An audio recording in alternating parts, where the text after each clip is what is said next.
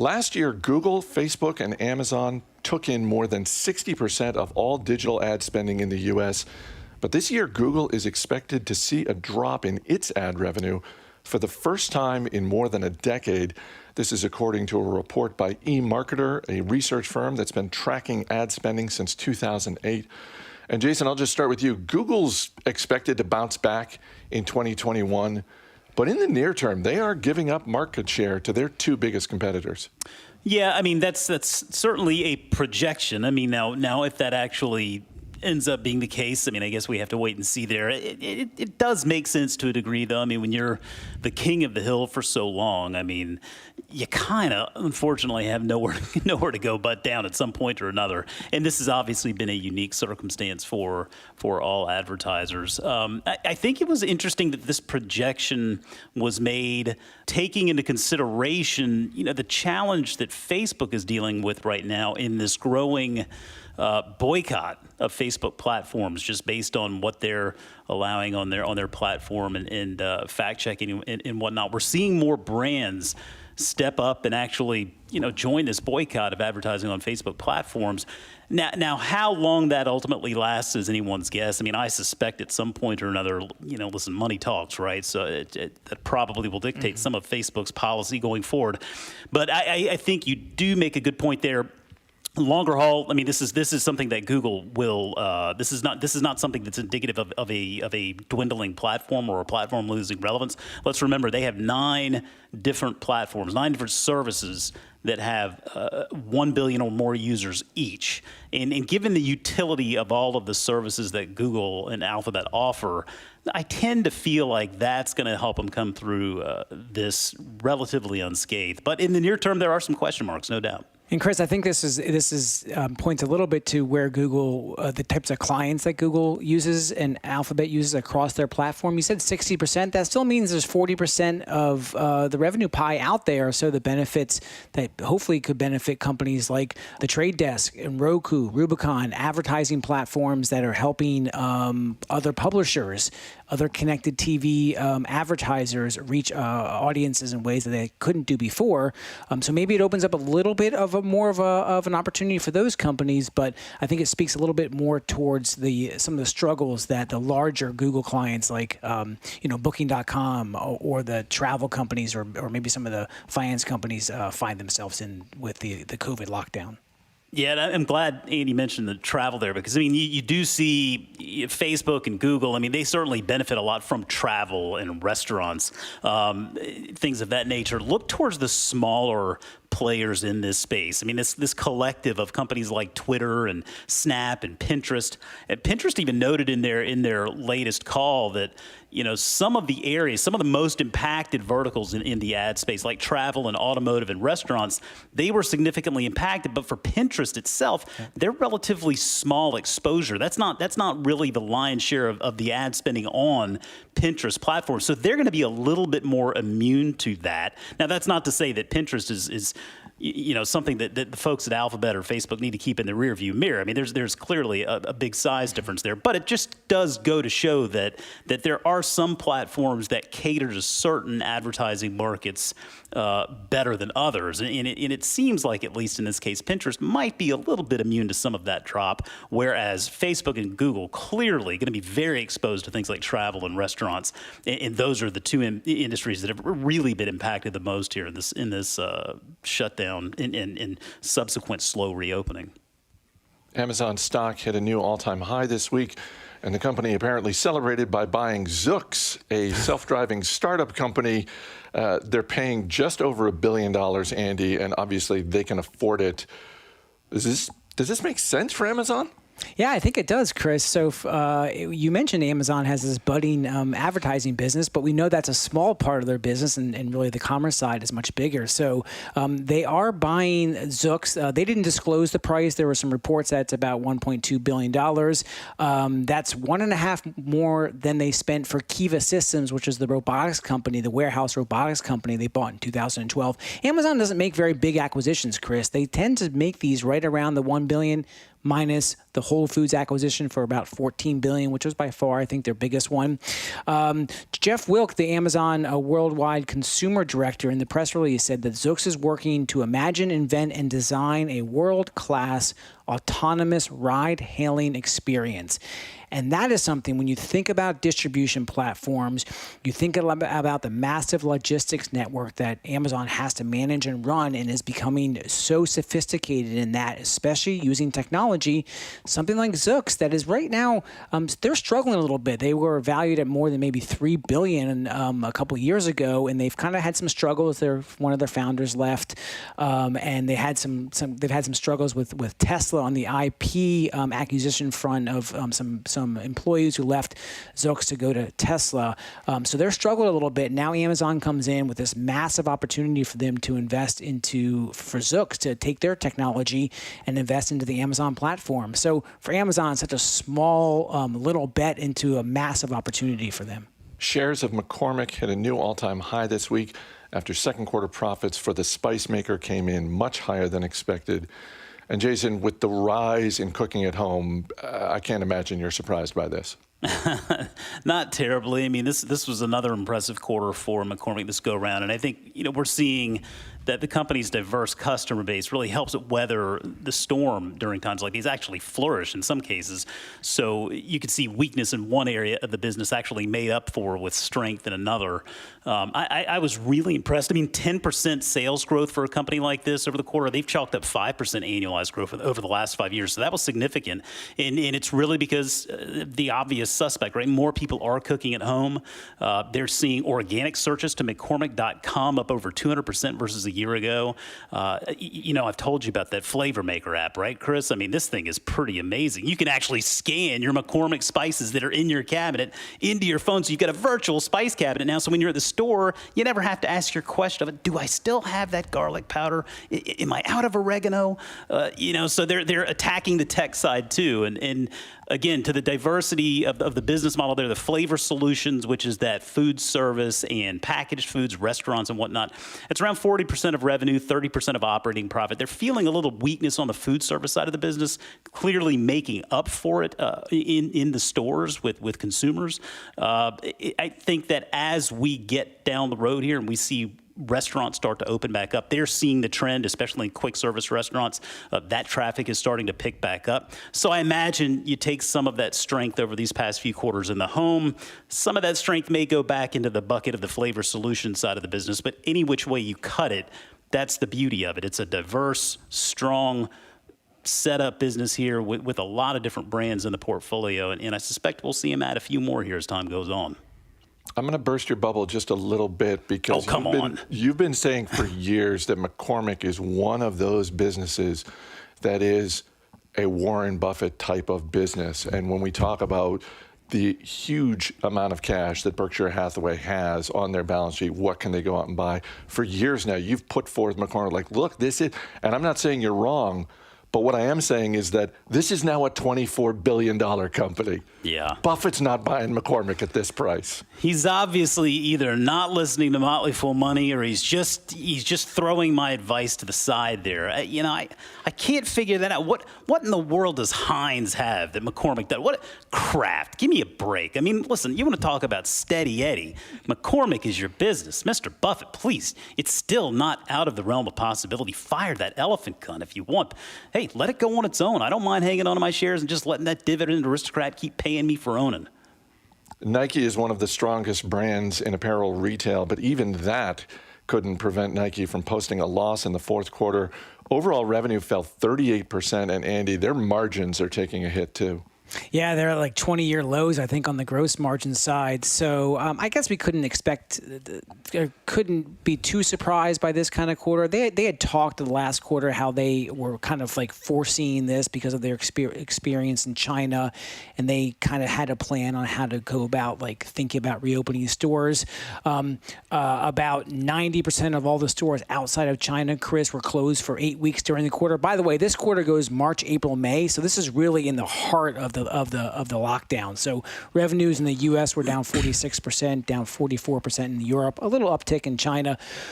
And then the earnings and the gross margins, inventories exploded more than 30% as the wholesale business really shut down. But what was really interesting, and gets back to what Jason was saying is with McCormick, is like we've seen with Starbucks, like we've seen with Walmart, Nike is making an investment, a huge investment in technology. John Donahue, who comes from Bain and came over from sales from ServiceNow, has a real technology edge. He says the digital sales, simply put, we will be more aggressively leveraging technology to make Nike better. Their digital sales were up 75% for the quarter. That's versus up 47% for the entire fiscal year. 30% of all sales now are tied to their digital ecosystem. They expect that to go to 50% eventually in a couple of years. That's way ahead of schedule. So they are making this investment in digital into their applications, into their entire sales experience in a very aggressive manner. And that's really the future for Nike. Nike's stock down about 5% on Friday after this report. I get the concern, but I also have a hard time believing that Nike's not going to work their way out of this. I agree. You actually, there's experiences where Nike has hit these road bumps. Nothing like this we've seen, but they've hit these bumps with either the inventory management, brands, some PR challenges they've had. Obviously, they've been tied into a lot of the social justice initiatives recently. They're making a lot of investments in that regard. Long term, talk about your kind of like long-term compound grower that Nike is. It's an awfully large company right now, but think about the growth and the potential and the execution. And with John Donahue at the lead, I really like what he's going to bring to Nike here. And so if you're looking to buy a stock on a little bit of a dip, Nike's a good one to go with. Shares of Darden Restaurants up this week, the parent company of Capital Grille, Longhorn Steakhouse, and of course Olive Garden, wrapped up the fiscal year with a loss in the fourth quarter that really wasn't quite as bad as Wall Street was expecting, Jason. No, it wasn't. You know, I'm not an investor in Darden, but it's clear to see that leading up to this year, shareholders the last 5 years have been feeling really good about things. I mean, all things considered, I think the company's managed their way through this crisis pretty well. Part of the diversity is in their offerings. But I tell you, when you go through that call, the earnings call, there was a real sense that management is playing offense here. I mean, they are not in a state of defense. And when you look at some of the numbers, I mean, 91% of their dine-in restaurants have reopened with some capacity. Now, this is mostly an Olive Garden and Longhorn story, right? They're the gist of the business. But go-to sales remain elevated. When you look at Olive Garden to-go sales, approximately double pre-COVID averages. Longhorn more than triple. The one thing management kept going back to was this competitive advantage in scale, right? They see scale as this massive advantage, and going forward, they see this landscape with fewer restaurants. They feel like they have this opportunity to get in their open restaurants, even in a time of uncertainty, just to get that footprint in there and gain that share. And I think ultimately that probably will serve them pretty well because they are able to utilize that to-go model until things get back to normal. They're doing a smart job keeping cash conserved. They've suspended the dividend. They will not restore it until they see fit. But, you know, the plan to open 35 to 40 new stores here for this coming year, they feel really good about it. So, I mean, like I said, management seems to be playing offense, and that could work out really well for them. I sort of did a double take when I saw that plan to open that many new locations. But given what we've seen in terms of other restaurants really struggling, it may be an opportunity for them to pick up some real estate on the cheap. Yeah, I mean, I agree. Again, I mean, I think this really does all go back to the fact that they're as big as they are now, they're as diverse as they are now, and then they look at this restaurant landscape, which is already so difficult really to manage in good times. They see that scale and their resources and their expertise as a real advantage here. So I think they're trying to double down on that and you know, get that market share while it's still out there and available. Albertsons, the operator of various supermarket brands across America, went public on Friday. The stock was initially priced in the range of $18 to $20, but went public at $16. That's basically where it stayed on Friday. Andy, if ever a supermarket was going to do well in an IPO, I felt like this was the time. Well, Chris, and their business is doing well, and March and April, their sales were up 34% over last year. So obviously a lot of momentum going in there.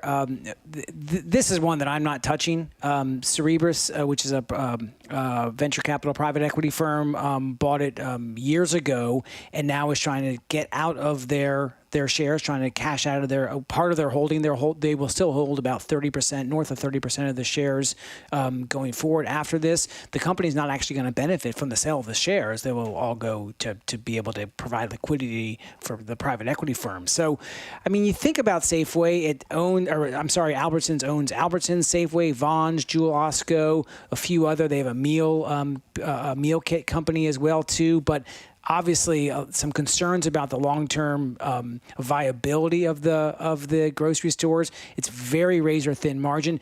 The amount of debt they're carrying is still extensive. They have more than $8 billion of just long-term debt, so it's probably about half their capital base. So it's highly leveraged. It's thin margins. Long-term growth prospects, very competitive business. It's still a very hard investment for me to get my hands around. Obviously, right now things are looking very good with the restaurant business, but it won't always be like that.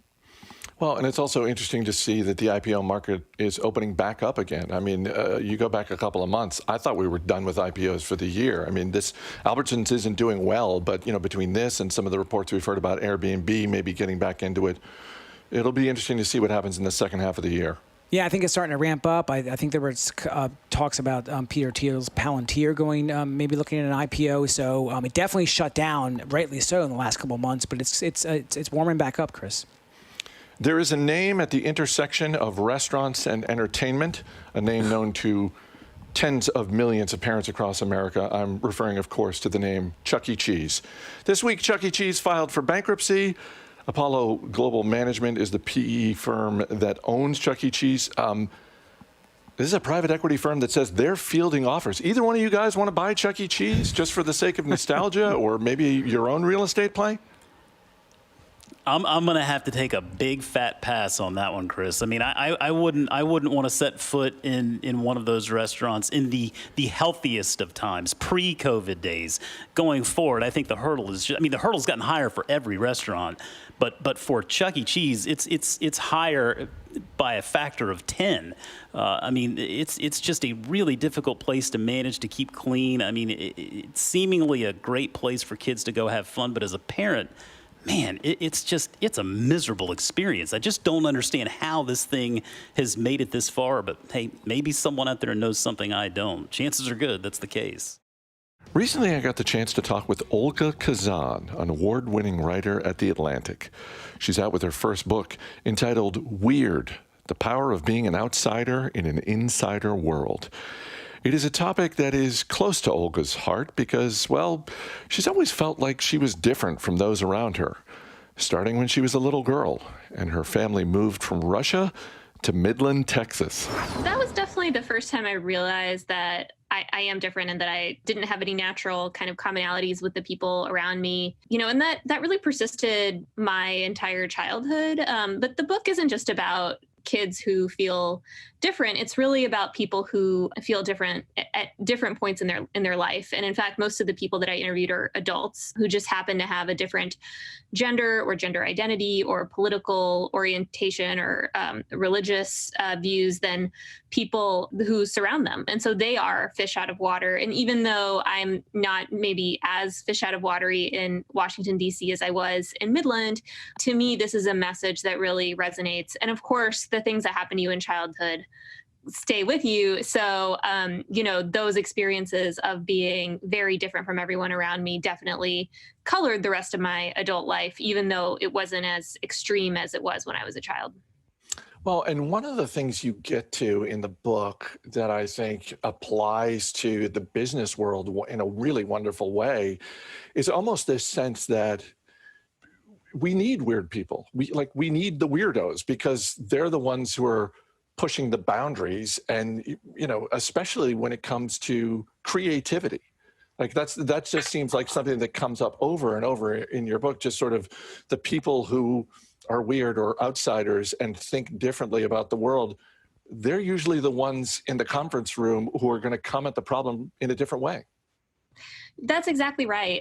One of the most poignant examples of this in the book that I write about is this experiment that was done by these professors at Johns Hopkins, where they invited these volunteers into a lab, and then they told half of them that they were rejected. They were not picked to work as part of the group.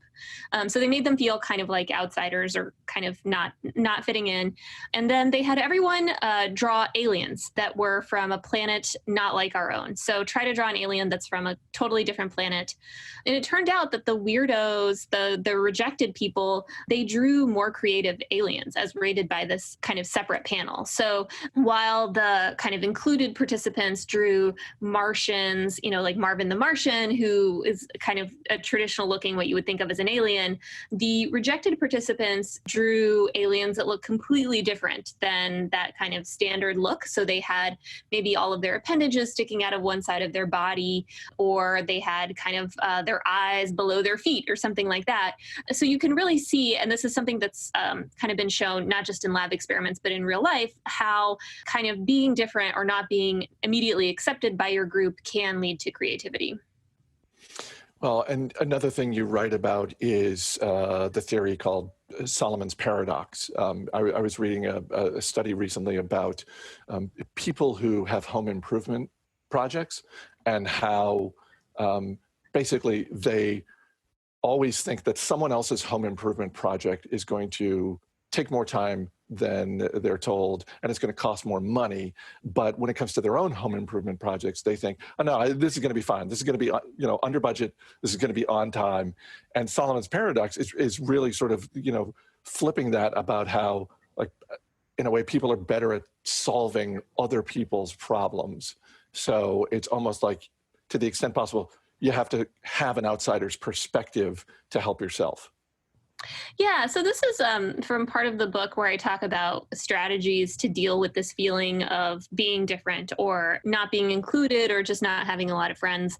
It's where I talk about how to think about your problems in a new way, or to kind of reconfigure your own experience in your head, so that the story that you're telling yourself is not as negative. So yeah, you're right that there's a lot of research that shows that thinking about your problems from a third person perspective can help you make a better decision, or just kind of see the light at the end of the tunnel where you weren't able to before.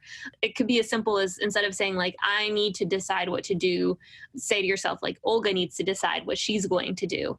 And this can be really helpful in a number of experiences. I write about it as applied to people who had a big crisis in their lives because they were different and they felt this like extreme alienation from other people around them. But you could also use this if you're like deciding between two different jobs or two different places to live, or, something else where you have to kind of give yourself advice. And the best way to think of it really is as you're giving yourself advice, because people tend to provide better advice when they think of themselves as like a different person, because it just helps remove you from that immediate situation that you're too close to.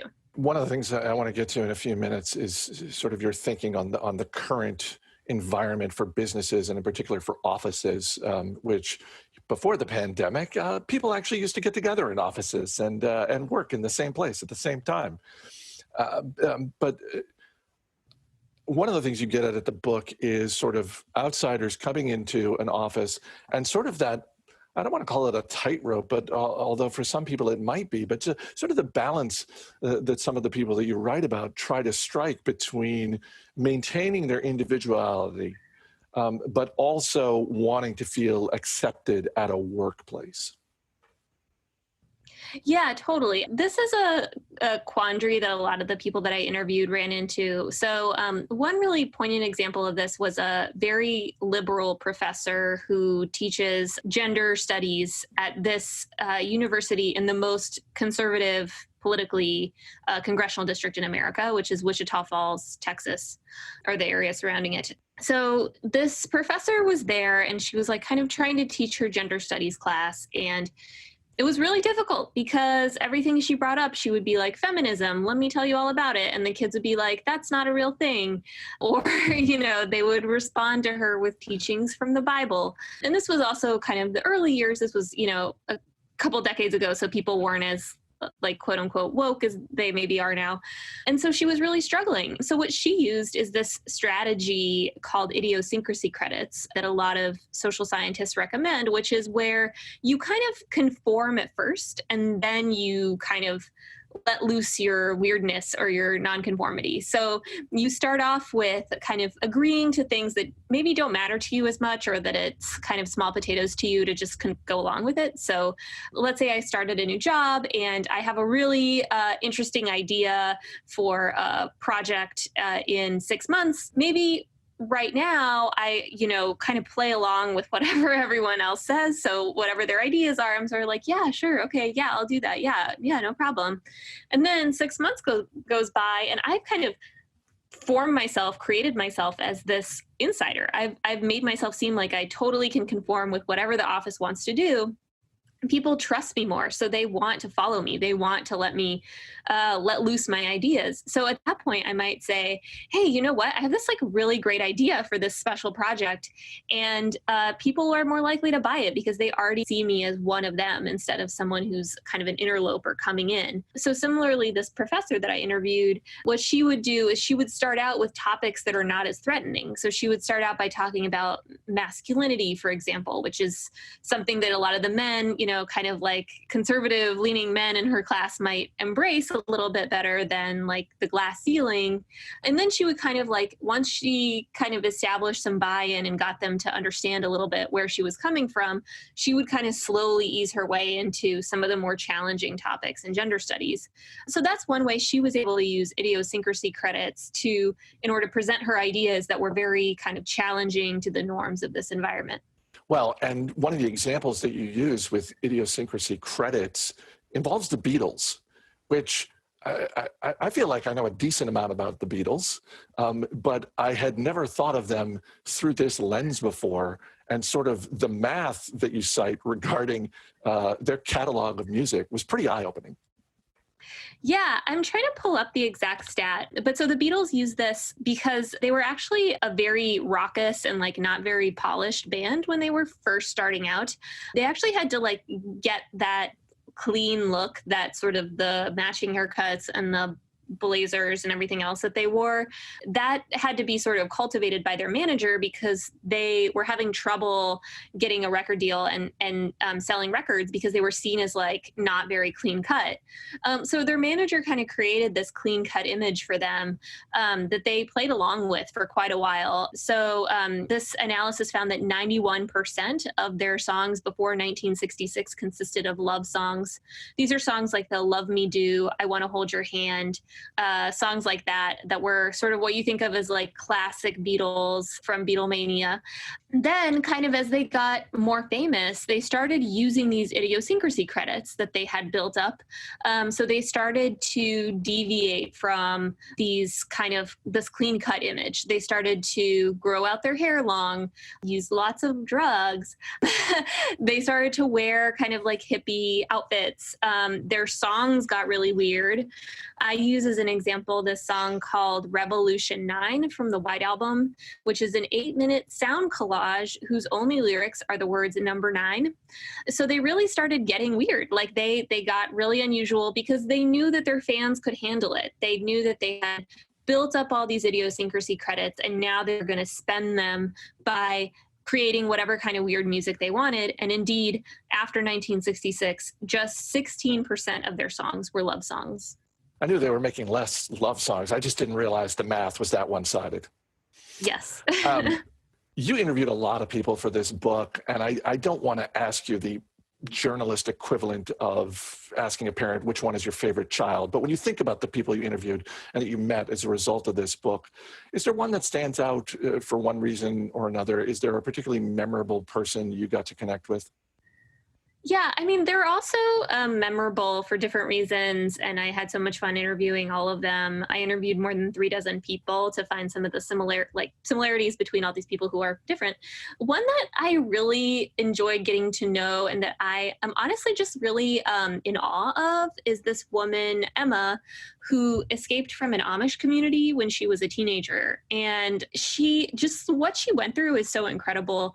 She basically had never used any kind of technology technology. She just took off her bonnet one day and walked out of her family's farmhouse, called someone on a phone that she had never used before, and like arranged a ride to outside of the community, and made it down to Texas, got her GED, taught herself English. They spoke Pennsylvania Dutch in her community, learned about modern society, learned how to drive, learned how to work, learned about the internet, started using the internet, went to college, got her college degree, got her master's degree, now works in like a normal office job, lives in an apartment on her own in a suburb of Dallas. And I was just so impressed by that, because it's not even like immigrating. It's like coming from a different world, like time traveling into our modern society, and just having to learn all those norms and learn how to function in a what we think of as modern American society, given no background in that. It just struck me as such a gutsy and ballsy thing to do. I was just really inspired by her, and I really enjoyed hearing her story. Your book is dedicated, as you write, to my parents, the original weirdos. What's one or two things you could share about the weirdness of your parents that they would be okay with you sharing? Yeah, well, this is in the book, but when I was in high school, my house got toilet papered, and my dad, who's very frugal, decided to take all the toilet paper down from the trees and put it in a bag that he kept in his bathroom and then used as his own personal stash of toilet paper. And he was very pleased to get free toilet paper from our neighbors. He was a man ahead of his time. I would love for someone to toilet paper my house right now. I know, right? Right. He was just getting ready. Yeah. Yeah. My mom really does not like me talking about her publicly, so I'm not going to. On Friday, Microsoft announced it is permanently closing almost all of its physical stores across America and around the world. Microsoft has more than 80 stores, and shutting them down is going to cost an estimated $450 million. Andy, let me start with you. On the surface, this seems like a good move. I mean, we've sort of joked for years about Microsoft trying to do what Apple is doing with retail locations. But, you know, part of me wonders, when you think about the Xbox gaming system, if there isn't a place for Microsoft in the physical retail world. Yeah, Chris, I was a little bit surprised by this. I mean, I don't think it's nearly as profitable nor valuable to them as the likes of Apple and what Apple has done, which is on the sales per square foot, Apple is just a clear leader. But still, Microsoft does have a little bit that has this consumer business and consumer-facing business. And now they're going to use those employees to be able to continue to support their clients in, I think, good ways. But I was a little surprised by this. Microsoft has about $15 billion on the balance sheet of long-term leases. I don't know how much of that is tied to their stores. Like you mentioned, a small little charge for a company that has north of $130 billion on the balance sheet. The charge is just practically nothing. It's much more about what this says about how Microsoft thinks its customers buy its products and where they engage with them the most. Let's get to the stocks on our radar, and our man Dan Boyd is going to hit you with a question. Jason Moser, you're up first. What are you looking at this week? Sure. Taking a look at Etsy, ticker ETSY. Stock has had a phenomenal year so far, up over 130%. And I understand why. They have a network with 47.7 million total active buyers, 2.8 million total active sellers. So it's a very attractive two-sided network there. And it's a network, really. That's the beauty of it. It's not maintaining these massive inventory levels that typical retailers have to deal with. And we've seen, certainly, Etsy has been a resource here during the times of COVID-19 and in the mask sales that they've lobbed up there. And I think that just goes to show how quickly sellers can pivot and utilize that platform. Very strong financials, growing profits, free cash flow, all that great stuff. And then the headline that really came out over this past week, which I found fascinating, is that they too are now incorporating augmented reality into their app so that you'll actually be able to use it to see how paintings and photography and prints might look in your home. And as time goes on, they'll continue to roll that out towards more listings. And I think that's a great way to engage your customer for clearly a business that's already been doing a lot of things well. It's a stock that I own personally, one that my daughters own. It's one that I think a lot of people should own, really. And I'm not surprised at it having such a good year so far. Dan Boyd, question about Etsy? Certainly, Chris. So Etsy is a terrifying business to me because every time I see that my wife is looking at it, I know that we're about to be out quite a bit of money. But Jason, the question I have for you is how hard was it to not choose McCormack as your radar stock today? Well, it was easy because I knew that I was already going to be able to talk about McCormack during the regular show. And so I didn't really need to double dip there. I figured listeners, they wouldn't like that. They wouldn't like me for it. They think I was being lazy. So it was actually a pretty easy call, Dan. I don't want to offend our listeners. Andy Cross, what are you looking at? Dan, I got Houlihan Lokey, symbol HLI. It's a boutique investment banking and consultation services firm. It really specializes in small and mid-market companies, corporate finance, financial restructurings, and financial advice. The restructuring part is what's really interesting because the CEO recently said new restructuring engagement activity is running at almost double our recent monthly run rate. They're one of the leaders when they deal with these small markets and the small customers. So I like Houlihan Lokey, pays a little dividend, stock's done very well, and we own it in one of our services. Dan? I don't really have a question here, Chris. I just want to thank Andy for thinking about stocks like this because the term financial restructuring makes my eyes glaze over. Two tough options, Dan. You got a stock you want to add to your watch list? Like I said earlier, Etsy absolutely terrifies me. That probably means it's a good business. I'm going with Etsy. I like that logic. All right, Jason Moser, Andy Cross, guys, thanks for being here. Thank you. That's going to do it for this week's show. Our engineer is Dan Boyd. Our producer is Matt Greer. I'm Chris Hill. Thanks for listening, and we'll see you next week.